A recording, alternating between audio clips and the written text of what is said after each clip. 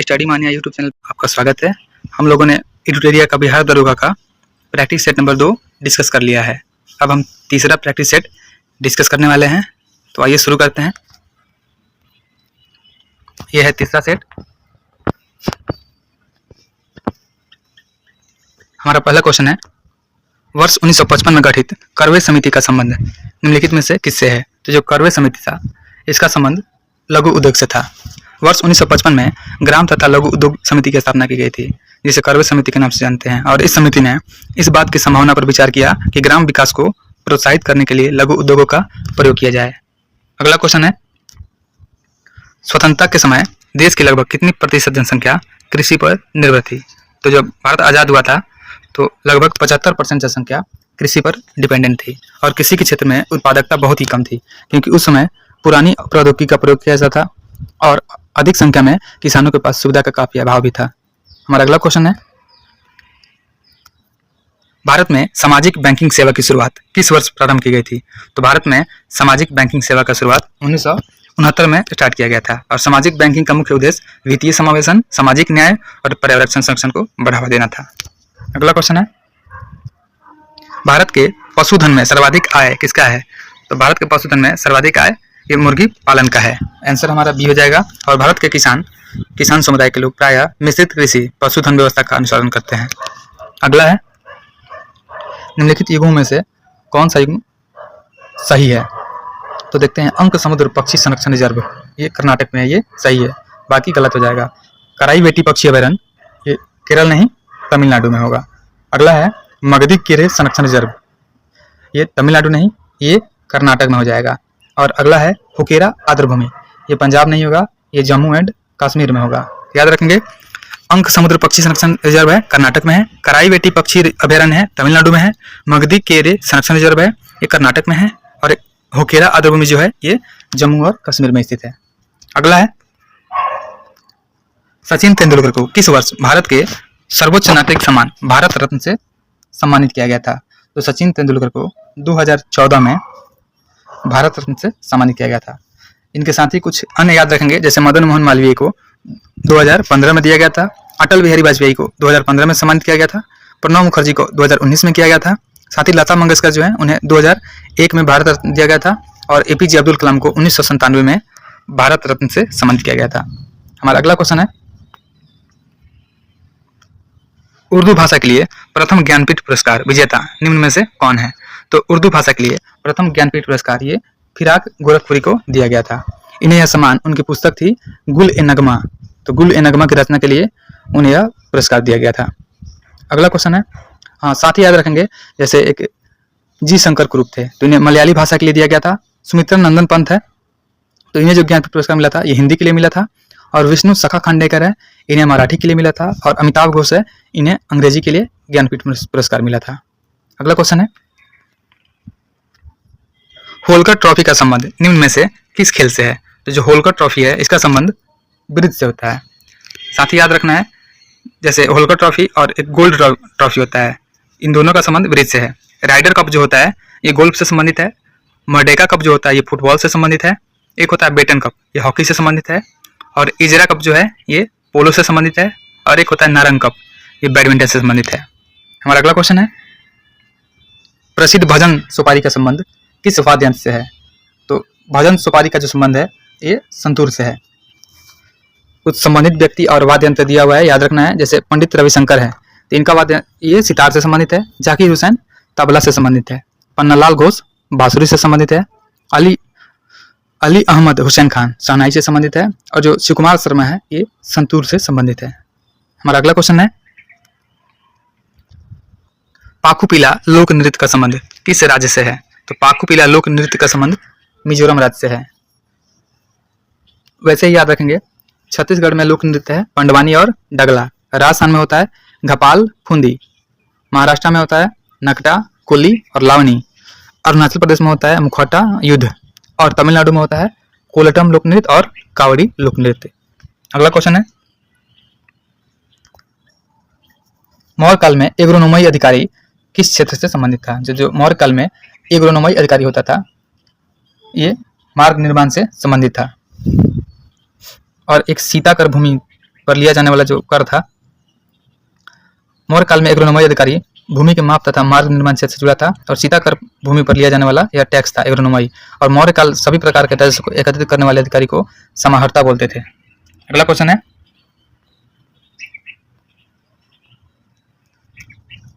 न्याय दर्शन का संबंध निम्न में किससे है? तो न्याय दर्शन का संबंध ये गौतम से है। न्याय दर्शन के प्रवर्तक जो थे ये गौतम थे और न्याय का शाब्दिक अर्थ होता है निर्णय। और न्याय दर्शन में 16 पदार्थ या तत्वों का अस्तित्व स्वीकार किया गया है।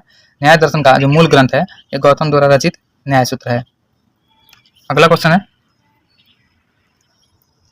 निम्न में किस सुल्तान ने सिकंदर ए सानी की उपाधि धारण की थी? तो ये अलाउद्दीन खिलजी ने सिकंदर सानी की उपाधि धारण की थी। अलाउद्दीन जो था यह महत्वाकांक्षी सुल्तान था। इसने सिकंदर द्वितीय सानी की उपाधि धारण की और इसने संपूर्ण विश्व को जीतने की अभिलाषा के साथ नया धर्म चलाने की कोशिश भी की थी, लेकिन उलेमाओं के द्वारा इसका विरोध किया गया था। अगला क्वेश्चन है, प्रसिद्ध तेलुगु कवि श्रीनाथ किसके दरबार में रहते थे?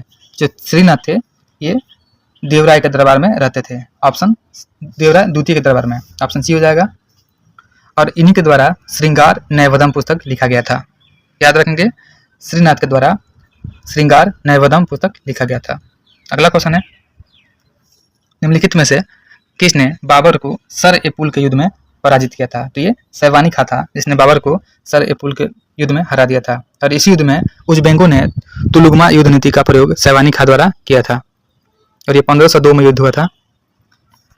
अगला क्वेश्चन है, इलाहाबाद की संधि के बाद रॉबर्ट क्लाइव ने मुर्शिदाबाद का उपदीवान किससे बनाया था? तो इलाहाबाद की संधि के बाद रॉबर्ट क्लाइव ने मुर्शिदाबाद का उपदीवान मोहम्मद रजा खां को बनाया था और इसके द्वारा कंपनी को बंगाल, बिहार और उड़ीसा की दीवानी दी गई थी। और कंपनी ने दीवानी कार्य के लिए मुर्शिदाबाद का उपदीवान दीवान रजा खां को और बिहार का उपदीवान सीताब राय को बनाया था। अगला क्वेश्चन है,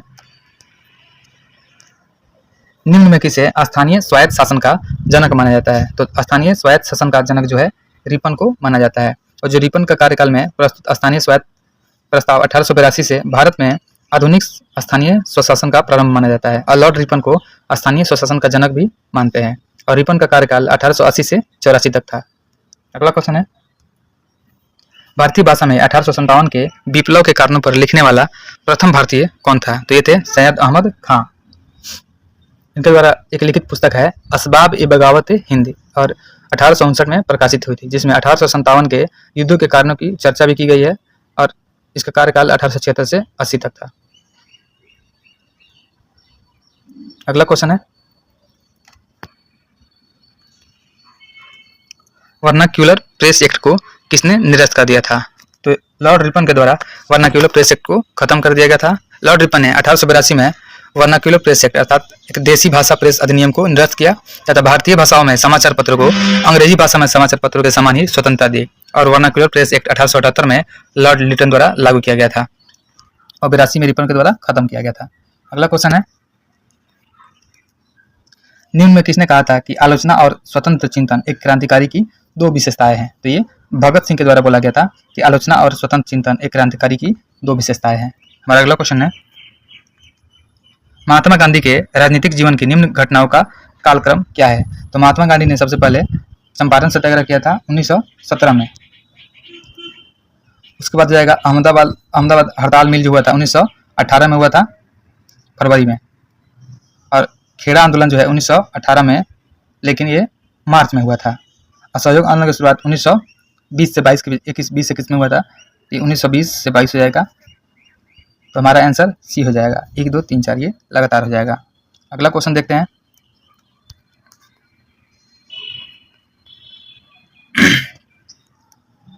मैकडोनाल्ड के सांप्रदायिक पंचायत ने किसे पृथक चुनाव क्षेत्र में एवं आरक्षित सीटें आवंटित नहीं की थी? तो ये बौद्धों के लिए नहीं की थी। 16 अगस्त 1932 को ब्रिटिश पीएम जो थे रैमजे मैकडोनाल्ड, इसने सांप्रदायिक पंचायत की घोषणा की थी। इसमें प्रथम निर्वाचक पद्धति को न केवल मुसलमानों के लिए जारी रखा बल्कि इसे दलित वर्गों पर भी लागू किया और इसके तहत मुसलमान, ईसाई, सिख के लिए प्रथम निर्वाचन पद्धति की सुविधा प्रदान की गई थी, जो केवल प्रांतीय विधानमंडल पर लागू थी और इसमें बौद्धों के लिए सीटें आवंटित नहीं की गई थी। अगला है, संसद द्वारा पारित 3 नए आपराधिक कानूनों को भारत में किस दिन लागू किया गया था? तो संसद द्वारा पारित 3 नए आपराधिक कानूनों को भारत में 1 जुलाई 2024 से लागू किया गया था। भारतीय दंड संहिता 1860 को बदल करके भारतीय न्याय संहिता 2023 में लाया गया। और दंड प्रक्रिया संहिता 1973 को सीआरपीसी को भारतीय नागरिक सुरक्षा बीएनएसएस यानी भारतीय नागरिक सुरक्षा संहिता 2023 बनाया गया। और भारतीय साक्ष्य अधिनियम जो था 1872 का, उसे बदल करके भारतीय साक्ष्य अधिनियम 2023 द्वारा चेंज किया गया। अगला क्वेश्चन है, अंतर्राष्ट्रीय क्रिकेट परिषद आईसीसी का नया अध्यक्ष किसे नियुक्त किया गया है? तो ये जय शाह हैं और इन्होंने ग्रेग बार्कले का स्थान लिया है। अगला क्वेश्चन है, हाल ही में राष्ट्रीय आपातकाल के 50 वर्ष पूरे हुए, इसे किस तिथि को लागू किया गया था? ये 25 जून 1975 को लागू किया गया था। 25 जून 1975 को आंतरिक अशांति के आधार पर सरकार द्वारा आपातकाल लाया गया था और 49वें संविधान संशोधन अधिनियम 1972 द्वारा आंतरिक अशांति के आधार को सशस्त्र विद्रोह द्वारा बदल दिया गया था। अगला क्वेश्चन है, विश्व आर्थिक मंच द्वारा जारी वैश्विक लैंगिक अंतराल सूचकांक 2024 में भारत की रैंक क्या है? तो इसमें भारत का रैंक हो जाएगा 129, यानी भारत का जो ग्लोबल जेंडर गैप है इसमें स्कोर 68.5 है और स्थान 129वां हो जाएगा। और शीर्ष देश में 1 नंबर पे आइसलैंड, 2 पे फिनलैंड, 3 पे नॉर्वे, 4 पे न्यूजीलैंड। अगला क्वेश्चन है, हाल ही में किस भारतीय को राष्ट्रमंडल लघु कथा पुरस्कार दिया गया है? तो ये दिया गया है संजना ठाकुर को। भारतीय लेखिका हैं संजना ठाकुर और इन्हें अपनी कहानी ऐश्वर्या राय के लिए राष्ट्रमंडल लघु कथा पुरस्कार दिया गया है। और इससे पहले यह पुरस्कार भारतीय लेखक पराशर कुलकर्णी को 2016 में और कृतिका पांडे को 2020 में दिया गया था। अगला क्वेश्चन है, केंद्रीय बजट 2024-25 को 4 विषयों में बांटा गया है, निम्न में से कौन सा एक विषय उसमें शामिल नहीं है? तो ये शिक्षा है। बजट 24-25 में 4 वर्ग युवा, महिलाएं, गरीब, अन्नदाता पर फोकस किया गया है और 4 विषयों पर केंद्रित किया गया है जिसमें रोजगार, कौशल, एमएसएमई तथा मध्यम वर्ग शामिल है।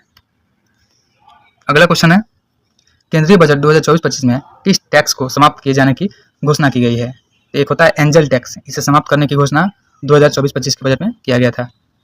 और एंजल टैक्स जो है सरकार द्वारा स्टार्टअप पर जुटाई गई फंडिंग पर लगाया गया था और भारतीय स्टार्टअप और नवाचार को बढ़ावा देने के लिए इस टैक्स को समाप्त कर दिया गया है। हमारा अगला क्वेश्चन है,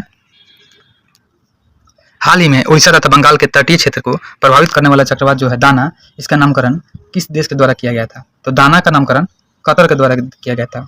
जो विश्व मौसम संगठन है इसके अनुसार दाना तूफान का नामकरण कतर ने किया और यह चक्रवात उत्तरी हिंद महासागर क्षेत्र में बनने वाला तीसरा चक्रवात था। वर्ष 2024 में रेमेल तूफान के बाद आने वाला दूसरा चक्रवात है। और दाना एक अरबी शब्द है जिसका अर्थ होता है उदारता। अगला क्वेश्चन है, अंतर्राष्ट्रीय योग दिवस 2024 का थीम क्या था? तो अंतर्राष्ट्रीय योग दिवस 2024 का थीम था स्वयं और समाज के लिए योग। और जो अंतर्राष्ट्रीय योग दिवस है ये 21 जून को मनाया जाता है। और याद रखेंगे कि 2024 में पीएम मोदी की अगुवाई में योग दिवस को श्रीनगर के शेर कश्मीर अंतर्राष्ट्रीय सम्मेलन केंद्र में मनाया गया है। अगला क्वेश्चन है, ऑपरेशन नन्हे फरिश्ते किस केंद्रीय बल द्वारा चलाया गया एक बचाव अभियान है? तो ये रेलवे सुरक्षा बल के द्वारा चलाया गया था। रेलवे सुरक्षा बल द्वारा 2018 से लेकर 24 के बीच में जोखिम में पड़े 84,000 से अधिक बच्चों को इस अभियान द्वारा बचाया गया। और रेलवे सुरक्षा बल केंद्रीय रेल मंत्रालय के नियंत्रण में स्थापित एक सशस्त्र बल है। अगला है,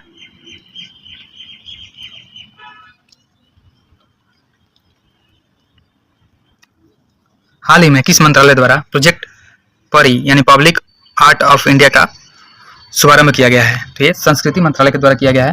विश्व धरोहर समिति के 46वें सत्र से पहले सरकार द्वारा प्रोजेक्ट परी की शुरुआत की गई है और इसका उद्देश्य है हजारों वर्षों की कलात्मक विरासत से प्रेरित सार्वजनिक कला का प्रदर्शन करना। अगला है, हाल ही में किस देश द्वारा विश्व में पहली बार एक व्यक्ति के मस्तिष्क को डॉक्टरों द्वारा मस्तिष्क प्रत्यारोपण किया गया है? तो ये ब्रिटेन में किया गया है। ब्रिटेन के निवासी है ओरान नोल्सन के मस्तिष्क प्रत्यारोपण किया गया है और मस्तिष्क में गहराई तक विद्युत संकेत भेजने के लिए डीप ब्रेन स्टिमुलेशन डीबीएस उपकरण प्रत्यारोपित किया गया है और इसका प्रयोग मिर्गी के इलाज हेतु किया गया है। अगला क्वेश्चन है, पेरिस ओलंपिक 2024 में भारत ने कुल कितना पदक अपने नाम किया है? तो पेरिस ओलंपिक 2024 में भारत ने कुल 6 पदक अपने नाम किया है और 33वां ग्रीष्मकालीन ओलंपिक का आयोजन पेरिस फ्रांस में हुआ था और इसमें भारत ने 1 रजत और 5 कांस्य पदक जीता और इसके साथ ही विश्व में भारत का स्थान 71वां रहा। प्रथम स्थान पे अमेरिका 125 पदक के साथ और दूसरे स्थान पर चीन था 91 पदक के साथ और तीसरे स्थान पर जापान था 45 पदक के साथ। अगला क्वेश्चन है, केंद्र सरकार द्वारा संविधान हत्या दिवस किस तिथि को मनाए जाने की घोषणा की गई है? तो ये 25 जून को मनाने की घोषणा की गई है। 1975 में आपातकाल का जो हुआ था वो 25 जून 1975 को हुआ था और इंदिरा गांधी की सरकार द्वारा लाया गया था। तो इसी के उपलक्ष्य में मोदी गवर्नमेंट ने संविधान हत्या दिवस मनाया 25 जून को। अगला क्वेश्चन है, बिहार के पहले शुष्क बंदरगाह का उद्घाटन किसके द्वारा किया गया है? तो ये नीतीश मिश्रा के द्वारा किया गया है। ये भारत सरकार में उद्योग मंत्री हैं नीतीश मिश्रा, इनके द्वारा बिहार के पहले शुष्क बंदरगाह का उद्घाटन किया गया है और यह बिहटा में स्थापित है। इसमें उद्घाटन का मुख्य उद्देश्य सीमा शुल्क सेवाओं तथा मल्टी मॉडल के जरिए लॉजिस्टिक को बढ़ावा देना है। अगला क्वेश्चन है, देश में सबसे चौड़े रेल सड़क पुल का निर्माण कहाँ किया जा रहा है? तो काशी में किया जा रहा है। देश के सबसे चौड़े रेल सड़क पुल का निर्माण काशी में गंगा नदी पर किया जा रहा है और इस पुल पर ट्रेनों हेतु 4 ट्रैक तथा 6 लेन चौड़ा राजमार्ग होगा और इसका निर्माण वाराणसी पंडित दीनदयाल उपाध्याय मल्टी ट्रैकिंग योजना के तहत किया जा रहा है। अगला है, हाल ही में किस बीमारी को WHO द्वारा स्वास्थ्य आपातकाल के रूप में घोषित किया गया है? तो ये है मंकी पॉक्स और ये एक संक्रामक रोग है और यह ऑर्थोपॉक्स वायरस जीनस का एक सदस्य है। अगला क्वेश्चन है, 2024 T20 विश्व कप में प्लेयर ऑफ द टूर्नामेंट किसे घोषित किया गया है? तो ये जसप्रीत बुमराह को प्लेयर ऑफ द टूर्नामेंट घोषित किया गया है और फाइनल मैच में विराट कोहली को मैन ऑफ द मैच चुना गया था। अगला है, केंद्र सरकार द्वारा स्मार्ट सिटी मिशन योजना की समय सीमा को कब तक के लिए बढ़ा दिया गया है? तो ये मार्च 2025 तक के लिए बढ़ा दिया गया था। अगला है, हाल ही में कुल कितनी महिलाओं को वर्ष 2025 का पद्म पुरस्कार देने की घोषणा की गई है? तो वर्ष 2025 में कुल 23 महिलाओं को पद्म पुरस्कार देने की घोषणा की गई है। 2025 में कुल 139 व्यक्तियों को पद्म पुरस्कार देने की घोषणा की गई है, जिसमें 7 पद्म विभूषण, 19 पद्म भूषण और 113 पद्म श्री पुरस्कार है और इस पुरस्कार में 23 महिलाएं हैं जिसमें और 10 विदेशी भी शामिल हैं तथा 13 मरणोपरांत व्यक्ति को दिया गया है। याद रखेंगे 23 महिला, 10 विदेशी व्यक्ति और 13 मरणोपरांत हैं। अगला क्वेश्चन है, गुरु दक्षिणा शब्द में कौन सा समास है? तो गुरु दक्षिणा शब्द में ये तत्पुरुष समास है। गुरु के लिए दक्षिणा होता है। अगला क्वेश्चन है, भाषा की सबसे छोटी इकाई निम्न में क्या है? तो भाषा की सबसे छोटी इकाई होती है वह वर्ण होती है और हिंदी वर्णमाला में वर्णों की कुल संख्या 52 होती है, जिसमें 11 स्वर होता है और 41 व्यंजन होता है। अगला है, अत्यावश्यक संधि किस संधि का उदाहरण है? तो अत्यावश्यक जो है यहन संधि का उदाहरण है और इसका विच्छेद अति जोड़ आवश्यक होगा।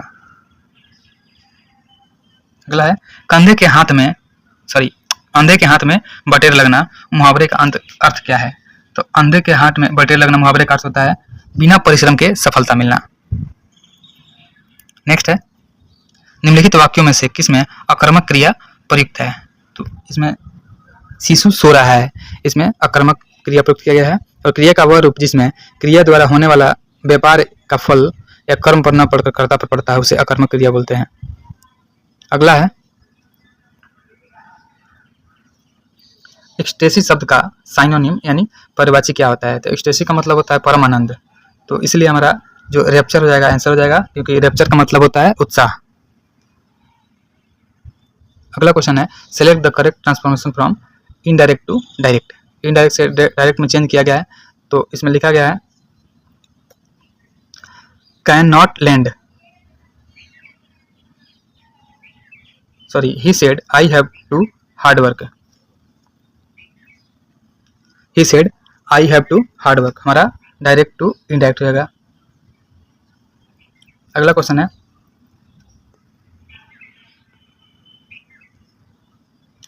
फिल इन द ब्लैंक्स है, since the keys are with my mother I cannot lend you money, हमारा आंसर डी हो जाएगा। इस वाक्य में कैनॉट लेंड का प्रयोग होगा क्योंकि इस वाक्य में कैपेसिटी की बात आ रही है, तो इसमें कैन का प्रयोग उचित होगा। अगला है, किस चार्टर अधिनियम द्वारा नियंत्रण बोर्ड के सदस्यों तथा कर्मचारियों के वेतन आदि को भारतीय राजस्व में से देने की व्यवस्था की गई है? ये की गई है 1793 ईस्वी का चार्टर एक्ट के द्वारा किया गया था और 1813 का जो चार्टर एक्ट था इसमें कंपनी के एकाधिकार पत्र को 20 वर्ष के लिए बढ़ाया गया था। 1833 के चार्टर अधिनियम में विविध परामर्श हेतु गवर्नर जनरल की परिषद में विधि सदस्य के रूप में चौथे सदस्य को शामिल किया गया था और 1853 के चार्टर अधिनियम में गवर्नर जनरल की परिषद को विधायी एवं प्रशासनिक कार्यों से अलग कर दिया गया था। अगला क्वेश्चन है, भारतीय संविधान में 12वीं अनुसूची को किस संविधान संशोधन के द्वारा जोड़ा गया है? तो भारतीय संविधान में 12वीं अनुसूची को 74वां संविधान संशोधन के द्वारा जोड़ा गया था 1992 में, और इसमें शहरी क्षेत्र की स्थानीय स्वशासन संस्थाओं को कार्य करने के लिए 18 विषय दिए गए हैं। जो 9वीं अनुसूची है, संविधान में एक अनुसूची प्रथम संविधान संशोधन 1951 के द्वारा जोड़ा गया, और 10वीं अनुसूची को 52वें संविधान संशोधन के द्वारा 1985 में जोड़ा गया, और 11वीं अनुसूची को 73वें संविधान संशोधन 1992 में जोड़ा गया था, जो पंचायती राज से संबंधित है, और 10वीं अनुसूची दल बदल से संबंधित है। अगला क्वेश्चन है,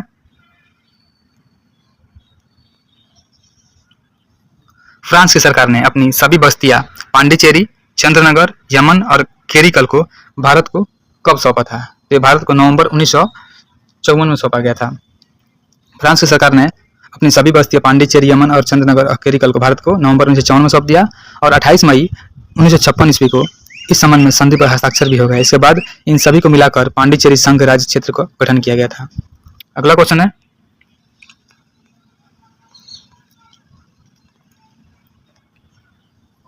निम्नलिखित में से कौन मौलिक कर्तव्य नहीं है? तो राष्ट्रीय महत्व के स्मारकों, स्थानों व वस्तुओं का संरक्षण, ये मौलिक कर्तव्य नहीं होगा। मौलिक कर्तव्य स्वर्ण सिंह समिति की अनुशंसा पर 42वें संविधान संशोधन 1976 के द्वारा जोड़ा गया था, जिसमें 10 मौलिक कर्तव्य थे, और 86वें संविधान संशोधन अधिनियम 2002 के तहत 11वां मौलिक कर्तव्य को जोड़ा गया। इसमें वर्तमान में कुल 11 मौलिक कर्तव्य हैं, और मौलिक कर्तव्य की अवधारणा रूस के संविधान से लिया गया है। अगला क्वेश्चन है,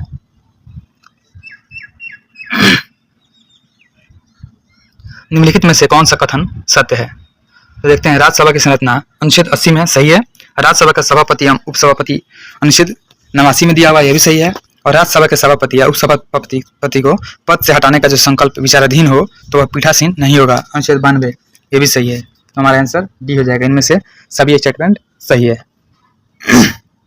अगला क्वेश्चन है,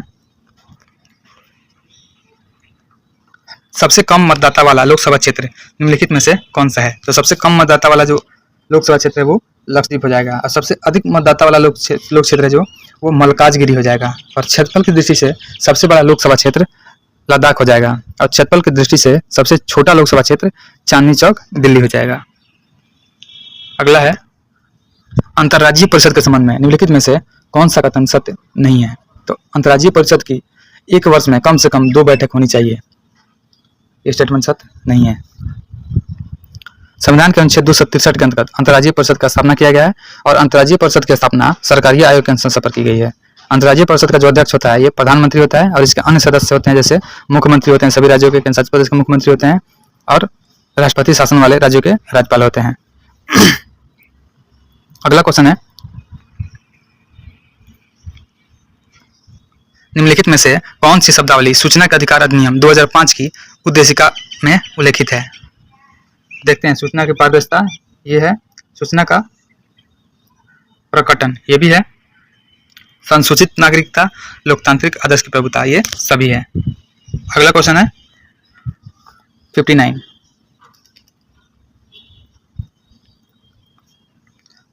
भारत का उपराष्ट्रपति राज्यसभा का पदेन सभापति होता है, इसका वर्णन संविधान के किस अनुच्छेद में है? तो ये अनुच्छेद 64 और अनुच्छेद 89 दोनों में है। अनुच्छेद 14 और 89 दोनों में दिया गया कि भारत का उपराष्ट्रपति राज्यसभा का पदेन सभापति होता है, और उपराष्ट्रपति राज्यसभा का सदस्य नहीं होता है, अतः इससे मतदान का अधिकार भी नहीं होता है, लेकिन सभापति के रूप में निर्णायक मत देने का अधिकार होता है। अगर दोनों तरफ सेम वोट हो तो ये वोट करके निर्णय करा सकते हैं। अगला है, निम्नलिखित में से किस राज्य में लोकसभा सदस्यों की संख्या सबसे अधिक है? तो ये मध्य प्रदेश में लोकसभा सदस्यों की संख्या अधिक हो जाएगी, क्योंकि मध्य प्रदेश में लोकसभा सीट 29 है, कर्नाटक में 28 है, गुजरात में 26 है और राजस्थान में 25 है। तो हमारा आंसर मध्य प्रदेश है, क्योंकि वहाँ पे 29 है। अगला है, अंडमान सागर और दक्षिण चीन सागर को जोड़ने वाली जल संधि निम्नलिखित में से कौन सी है? तो ये मलक्का जल संधि हो जाएगा, जो अंडमान सागर और दक्षिण चीन सागर को जोड़ती है। पाक जल संधि है, मन्नार और बंगाल की खाड़ी को जोड़ती है। कारी माटा जो जल संधि है यह दक्षिण चीन सागर और जावा को जोड़ती है, और हरमुज जल संधि जो है यह फारस की खाड़ी और ओमान को जोड़ती है। अगला क्वेश्चन है, विश्व का सबसे बड़ा जल क्षेत्रफल वाला देश कौन सा है? तो ये कनाडा हो जाएगा। जो कनाडा है इसमें स्थित सभी प्रकार के जल भाग जैसे देश में स्थित नदी, झरना, तालाब आदि के अनुसार विश्व में सबसे बड़ा जल क्षेत्र वाला देश कनाडा हो जाएगा। और विश्व में सबसे बड़ा जल क्षेत्र वाला देश का क्रम हो जाएगा, जैसे कनाडा सबसे ऊपर हो जाएगा, उसके बाद रूस हो जाएगा, तब अमेरिका हो जाएगा, तब भारत हो जाएगा। अगला क्वेश्चन है, पृथ्वी पर शीतोष्ण कटिबंधीय टेम्परेट जोन क्षेत्र कितने डिग्री अक्षांशों के बीच का क्षेत्रफल कहलाता है? तो ये 45 डिग्री से 66 डिग्री उत्तरी और दक्षिणी अक्षांशों के बीच वाला क्षेत्र कहलाता है। अगला है, सौर मंडल का सबसे हल्का ग्रह कौन सा है? तो सौर मंडल का सबसे हल्का ग्रह बुध हो जाएगा, और यह सूर्य का सबसे नजदीकी ग्रह भी है, और यह सूर्य निकलने से 2 घंटा पहले दिखाई देता है, और इसके पास कोई भी उपग्रह नहीं है। इसमें चुंबकीय क्षेत्र का होना इस ग्रह का विशिष्ट गुण है, और यह सौरमंडल का सर्वाधिक कक्षीय गति वाला ग्रह है, और इस ग्रह का तापांतर सभी ग्रहों में सबसे अधिक होता है, यानी सबसे ज्यादा गर्मी और सबसे ज्यादा ठंडी यही होती है, मतलब टेम्परेचर का डिफरेंस जो होता है ये बुध पे होता है। अगला क्वेश्चन है, विश्व को कितने समय जोनों में विभाजित किया गया है? तो पूरे विश्व को 24 समय जोनों में विभाजित किया गया है। प्रत्येक जोन 15 डिग्री के बराबर होता है, और ग्रीनविच जो यहाँ उत्तर है ये 0 डिग्री देशांतर पर स्थित है। अगला क्वेश्चन है, ब्लैक फॉरेस्ट निम्नलिखित में से किस पर्वत का उदाहरण है? जो ब्लैक फॉरेस्ट है ये ब्लॉक पर्वत का उदाहरण है। जब चट्टानों के स्थित भ्रंश के कारण मध्य भाग नीचे धंस जाता है तथा अलग अलग भाग ऊंचे उठे प्रतीत होते हैं तो ब्लॉक पर्वत कहलाते हैं। जैसे ब्लैक फॉरेस्ट है जर्मनी का, सॉल्ट रेंज पाकिस्तान का, और वसजेस ये फ्रांस का है। अगला है, भारत में सबसे ऊंची ज्वारीय ज्वार भीति वाली नदी कौन सी है? तो ये है हुगली नदी है। हुगली नदी भारत की सबसे ऊंची ज्वारीय ज्वार भीति वाली नदी है, और इसका नदी मुख्य भाग जो होता है भारत की नदियों में सबसे बड़ा है, और यह गंगा की एक शाखा है जो धुलिया पश्चिम बंगाल के दक्षिण गंगा से अलग होती है। अगला है, इसमें मिलान करना है, स्थानांतरित कृषि और क्षेत्र दिया हुआ है, तो इसमें लिखा हुआ है रोका हो जाएगा, ब्राजील का हो जाएगा। उसके बाद दिया हुआ है खील जो है हिमालय पट्टी का हो जाएगा, और उसके बाद झूमी हो जाएगा, उत्तर पूर्वी भारत का झूम खेती बोलते हैं जिसे, और उसके बाद है मिल्का हो जाएगा मैक्सिको का। अगला है, प्रीडेटर्स के अंतर्गत निम्न में से कौन सी श्रेणी के उपभोक्ता आते हैं? तो प्रीडेटर्स में द्वितीयक और तृतीयक दोनों उपभोक्ता आते हैं, और इसके अंतर्गत द्वितीयक में होते हैं जैसे लोमड़ी भेड़िया, और तृतीयक में सांप, चिड़िया, बाज, शेर इत्यादि, ये सभी प्रीडेटर में आते हैं। अगला क्वेश्चन है, भारत में सबसे अधिक ऊंचाई पर स्थित राष्ट्रीय उद्यान कौन सा है? तो जो हेमिस है ये भारत में सबसे अधिक ऊंचाई पर स्थित राष्ट्रीय उद्यान है, और ये लद्दाख में पूर्वी भाग में स्थित है, और यह भारत का सबसे बड़ा राष्ट्रीय उद्यान है। यह राष्ट्रीय उद्यान का क्षेत्रफल 4400 वर्ग किलोमीटर है, और भारत का पहला राष्ट्रीय उद्यान जिम कॉर्बेट होगा जो उत्तराखंड के नैनीताल में है, और इसे हेली नेशनल पार्क भी बोलते हैं। और विश्व का एकमात्र तैरता हुआ हो जाएगा राष्ट्रीय पार्क किबुल लमजाओ राष्ट्रीय पार्क जो मणिपुर में है, और जो बांदीपुर राष्ट्रीय उद्यान है कर्नाटक में स्थित है। अगला क्वेश्चन है,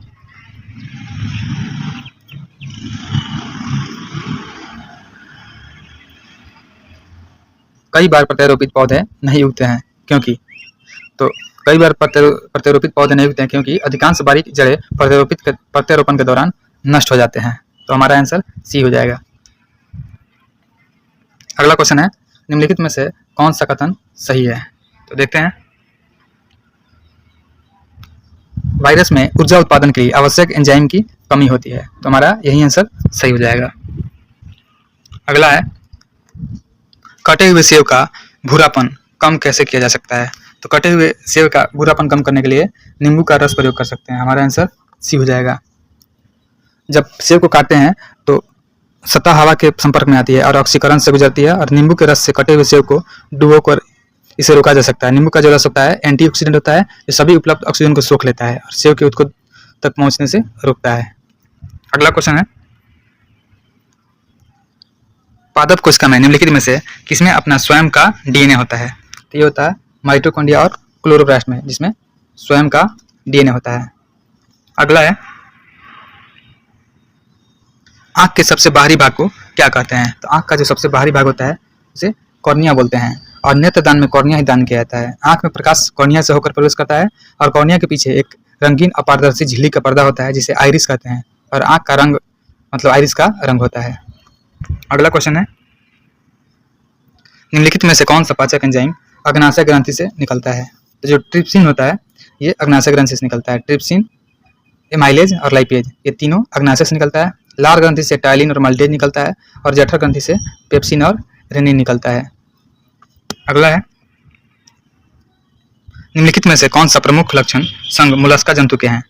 तो इस जंतु के संघ के जंतु का रक्त रंगहीन होता है, सही है। उत्सर्जन वृक्कों द्वारा होता है और इसमें श्वसन गिल्स या टिनिडिया के द्वारा होता है। तो हमारा आंसर डी हो जाएगा, इनमें से सभी हो जाएगा। अगला क्वेश्चन है, मानव शरीर का कौन सा अंग डिप्थीरिया रोग से प्रभावित होता है? तो जो हमारा श्वास नली होता है यह डिप्थीरिया रोग से प्रभावित होता है और यह रोग जीवाणु के द्वारा होता है और यह जीवाणु का नाम कोरोनी बैक्टीरियम डिप्थीरी होता है। और यह रोग पर इस होने पर मानव शरीर के लक्षण होते हैं, जैसे सांस लेने में कठिनाई होती है, दम घुटता है, हल्का सा बुखार होता है और वजन घट जाता है। मिलान करना है। सबसे बड़ी ग्रंथि, तो सबसे बड़ी ग्रंथि होती है लीवर यानी यकृत होती है। सबसे बड़ा कपी ये गोरिल्ला होता है और सबसे बुद्धिमान कपी ये चिंपैंजी होता है और सबसे छोटा कपी तो ये गिब्बन होता है। अगला क्वेश्चन है, विटामिन B7 का रासायनिक नाम क्या है? तो विटामिन B7 का रासायनिक नाम बायोटिन होता है और विटामिन B11 का नाम फॉलिक एसिड होता है जो दिया हुआ है, तो ये B11 हो जाएगा। और विटामिन B6 का नाम पायरिडॉक्सिन होता है और विटामिन E का नाम टोकोफेरॉल होता है। अगला क्वेश्चन है, निम्नलिखित में से कौन सा हाइड्रोकार्बन को उनके क्वथनांक के बढ़ते क्रम के अनुसार व्यवस्थित किया गया है? तो इसमें देखते हैं, पहले प्रोपेन हो जाएगा, फिर ब्यूटेन हो जाएगा, फिर पेंटेन हो जाएगा और फिर ऑक्टेन हो जाएगा। ऑप्शन बी हमारा सही होगा। सामान्य तौर पर जो हाइड्रोकार्बन होता है उसका क्वथनांक अणु के आकार और आणविक द्रव्यमान से के साथ बढ़ता है, क्योंकि कार्बन श्रृंखला जो होती है जितनी लंबी होती है अणुओं के बीच वाल्स बल उतना ही मजबूत होता है। तो प्रोपेन जो है उसमें 3 कार्बन परमाणु है और ब्यूटेन में 4 है, पेंटेन में 5 है और ऑक्टेन में 8 है। तो इसलिए बढ़ते क्रम में लिखेंगे तो प्रोपेन, ब्यूटेन, पेंटेन और ऑक्टेन होगा। अगला क्वेश्चन है 82, टूथपेस्ट दांतों की सड़न को किस प्रकार रोकता है? तो ये अतिरिक्त अम्लता को बेअसर करके कम करके रोकता है। टूथपेस्ट में जो होता है प्रकृति वो क्षारीय होता है और वो एसिड के प्रभाव के साथ बेअसर हो जाता है और इस प्रकार दांतों को सड़ने से बचाता है। मुंह में मौजूद जो बैक्टीरिया होती है चीनी और खाद्य कणों को तोड़कर एसिड बना देते हैं और इसको बेअसर करता है। अगला है 83, निम्नलिखित में से दही रखने की कौन सी विधि सही नहीं है? तो इसमें तांबे के बर्तन में दही को नहीं रखना चाहिए। दही को स्टोर करने का सबसे सही विधि उन सामग्री पर निर्भर करता है जो किण्वन प्रक्रिया के दौरान उत्पादित लैक्टिक एसिड के साथ प्रतिक्रिया नहीं करती है। और स्टेनलेस स्टील, प्लास्टिक और कांच के बर्तन सभी गैर प्रतिक्रिया वाले हैं और दही को स्टोर करने के लिए सुरक्षित रूप से इस्तेमाल किए जा सकते हैं। तांबा एक प्रतिक्रियाशील धातु है जो दही के साथ अम्लीय खाद्य पदार्थ तांबे के साथ प्रक्रिया कर सकते हैं, जिससे भोजन में धातु का रिसाव हो सकता है। इससे स्वाद में बदलाव हो जाता है और संभावित रूप से स्वास्थ्य जोखिम भी हो सकता है। अगला क्वेश्चन है, जल किसी भी अन्य तरल पदार्थ की तुलना में अधिक पदार्थों को घोल सकता है क्योंकि यह प्रकृति में द्विध्रुवीय होता है। अगला क्वेश्चन है, निम्नलिखित में से कौन सा थर्मोप्लास्टिक का उदाहरण नहीं है? तो थर्मोप्लास्टिक का उदाहरण पॉलीस्टाइन है, नाइलॉन है, टेफ्लॉन है। जो मेलामाइन ये थर्मोप्लास्टिक का उदाहरण नहीं है। आमतौर पर जो प्लास्टिक को तैयार होते हैं वो 2 प्रकार से होते हैं, एक थर्मोप्लास्टिक होता है और एक थर्मोसेटिंग प्लास्टिक होता है। तो थर्मोप्लास्टिक जो होता है यह गर्म करने पर मुलायम और ठंडा करने पर कठोर हो जाता है और इसमें यह गुण सदैव मौजूद रहता है, चाहे वो कितनी बार ठंडा गर्म किया जाए। और जिन कार्बनिक यौगिकों के अंत में एक द्विबंध रहता है उनके योग बहुलीकरण से थर्मोप्लास्टिक बनते हैं। जैसे थर्मोप्लास्टिक के उदाहरण होते हैं लिस्ट्राइन होता है, nylon, Teflon, polythene, polyvinyl chloride इत्यादि। और एक थर्मोसेटिंग प्लास्टिक होता है, वह प्लास्टिक होता है जो पहली बार गर्म करने पर मुलायम हो जाता है और इच्छित आकार में ढाल सकते हैं। इसे पुनः गर्म करके मुलायम नहीं बनाया जा सकता है। जैसे होता है बेकेलाइट होता है जो कि प्रेशर कुकर के हैंडल में यूज करते हैं और मेलानाइन होता है। अगला क्वेश्चन है, निम्नलिखित धातुओं की क्रियाशीलता को अवरोही क्रम में व्यवस्थित करना है। तो धातुओं की क्रियाशीलता के अनुसार अवरोही मतलब घटते क्रम में। तो सबसे अधिक क्रियाशील हो जाएगा इसमें पोटेशियम। तो पहले हमारा कूट 2 हो जाएगा, फिर उसके बाद सोडियम हो जाएगा तो 1 हो जाएगा, फिर उसके बाद कैल्शियम होता है तो 4 हो जाएगा और फिर उसके बाद मैग्नीशियम तो 3 हो जाएगा।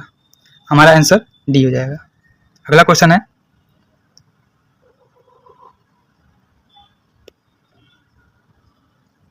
निम्नलिखित में से किसका प्रयोग प्रकाश विद्युत सेल में इलेक्ट्रोड के रूप में किया जाता है? तो इसमें सीजियम और पोटेशियम दोनों का प्रयोग प्रकाश विद्युत सेल में इलेक्ट्रोड के रूप में किया जाता है, क्योंकि प्रकाश अवशोषण के कारण ये इलेक्ट्रॉन का परित्याग करते हैं। साथ ही जो जियोलाइट होता है तो जियोलाइट का प्रयोग जल को मृदु बनाने में किया जाता है। और जो सेलेनियम होता है सेलेनियम का प्रयोग ये फोटो इलेक्ट्रिक सेल में होता है। अगला क्वेश्चन है, तरल नाइट्रोजन Ln2 के बारे में निम्नलिखित कथनों पर विचार कीजिए। तो यह एक रंगहीन, गंधहीन, गैर संक्षारक, गैर ज्वलनशील और अत्यधिक ठंडा तरल है और इसे सतह में फैलाते ही गायब हो जाता है। तो हमारा दोनों आंसर सही हो जाएगा, यानी ऑप्शन सी सही होगा। आगे देखते हैं।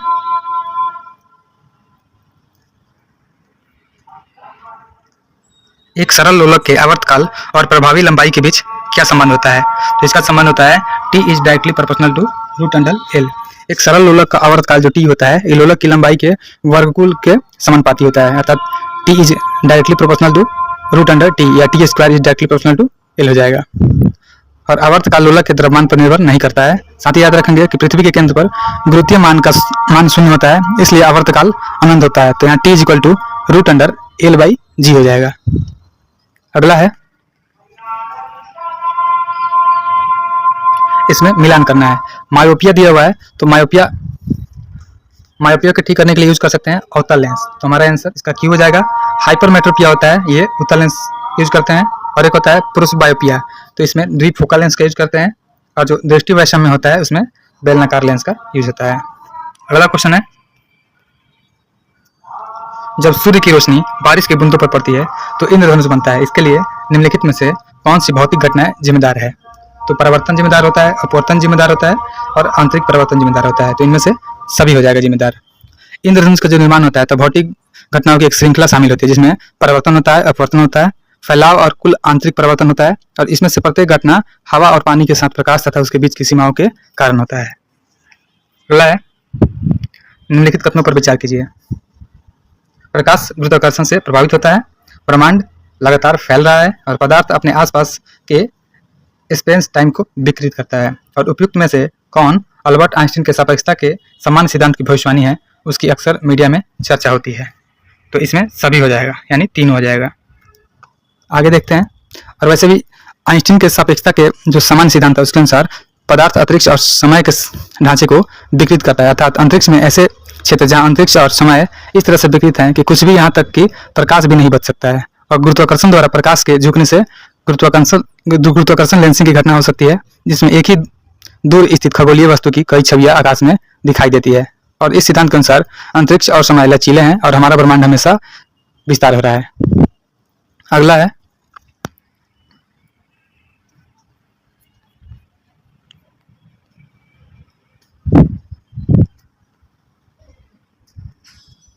बॉल बेयरिंग का उपयोग साइकिल, कार आदि में किया जाता है, क्योंकि तो ये पहिए और धुरी के बीच संपर्क का प्रभावी क्षेत्र कम हो जाता है।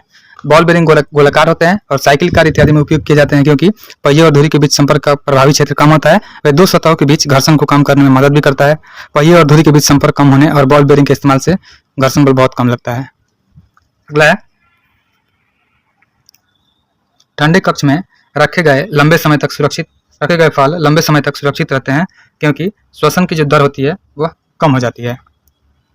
अगला क्वेश्चन है, निम्नलिखित में से कौन सा उपकरण यांत्रिक ऊर्जा को ध्वनि ऊर्जा में रूपांतरित करता है? तो ये सितार होता है जो यांत्रिक ऊर्जा को ध्वनि ऊर्जा में रूपांतरित करता है, और माइक्रोफोन होता है, ये ध्वनि ऊर्जा को विद्युत ऊर्जा में बदलता है। साथ ही विद्युत मोटर होता है, तो विद्युत मोटर विद्युत ऊर्जा को यांत्रिक ऊर्जा में बदलता है। इसी प्रकार डायनेमो होता है, यांत्रिक ऊर्जा को विद्युत ऊर्जा में बदलता है, और विद्युत सेल होता है, यह रासायनिक ऊर्जा को विद्युत ऊर्जा में ट्रांसफर करता है।